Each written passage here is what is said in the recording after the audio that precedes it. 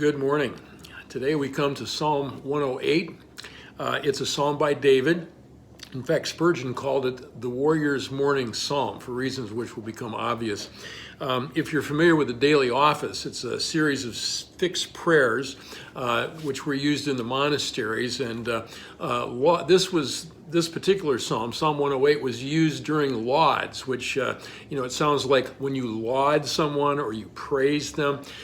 So these fixed hour prayers, whether it was lauds in the morning, which focused on praise, or vespers, which focused on thanksgiving, it was a way of kind of cultivating a prayer pattern into your life. And Psalm 108 was used as one of the psalms that was recited for that office, for that daily office. One of the most interesting features about Psalm 108 is that it's a fusion of two previous psalms that we've looked at, both Psalm 57 and Psalm 60, 5 verses from 57, 6 verses from Psalm 60, and then they're kind of mixed together, which suggests that these psalms can be prayed again and again and again in new circumstances as new situations arise. We say it again and again because we need to be reminded. Now, David begins Psalm 108 by saying, "My heart, O God, is steadfast. I will sing and make music with all my soul. Awake, harp and lyre. I will awaken the dawn.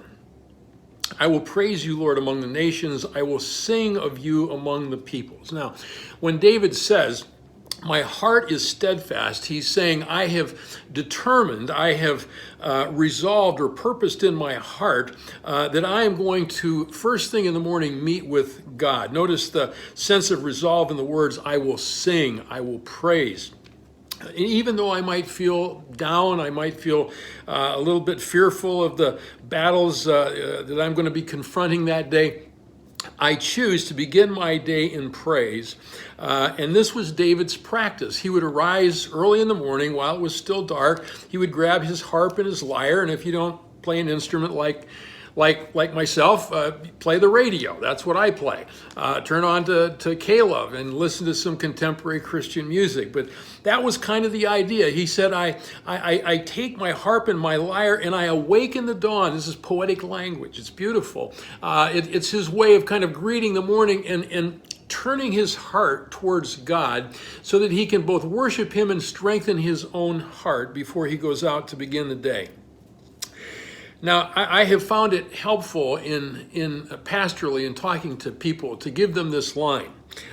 Don't focus on your fears, feed your faith. You see, it's not like we're ever going to get rid of our fears, but we can mitigate those fears. We can keep them in tow by feeding our faith, and that's exactly what the psalmist is doing here. David is saying, I'm going to turn my heart to God in the morning. I'm going to refocus my thoughts upon him, upon his character, upon his purposes, and that's going to strengthen my heart. It's very much similar to the pattern that you hear in Isaiah, those well-known words where Isaiah says, those who wait upon the Lord will renew their strength. They will mount up with wings like eagles. They shall run and not be weary. They shall walk and not faint.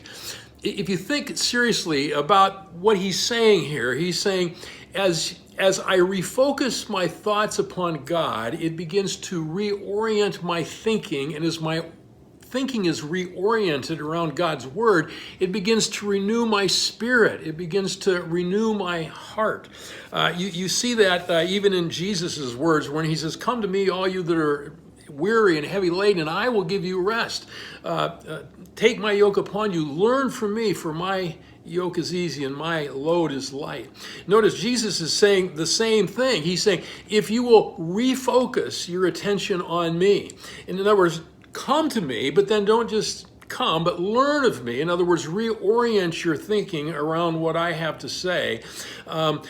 You will find rest for your soul. You see it? Refocus on God, reorient your thinking, and it will renew your spirit. And this is exactly what the psalmist is doing. So he says, for great is your love, higher than the heavens. Notice the poetry that's going on here. Your faithfulness reaches to the skies. So he's refocusing his attention on God's attributes, God's character of love and faithfulness. And in future verses here, he's going to refocus on his promises as well. But we're going to leave it right here at verse 5 with, "So be exalted, O God, above the heavens, let your glory be above the earth." The problem was God's glory, which was his intention, you see, was not what was happening, because Israel had not gone out and taken care of the enemies of Yahweh. And so David is kind of acknowledging that, and as he prepares for battle, he's saying, "Lord, your glory is not over all the earth, but I'm coming to you." And then you will just notice how he closes this. "So give us aid against the enemy, for human help is worthless. With God we will gain the victory, and he will trample down our enemies." So there it is, and I don't know what battles you might be facing today or this week or this month, but that's a formula that has always worked for the people of God down through history. We refocus our attention on God by beginning our day with him.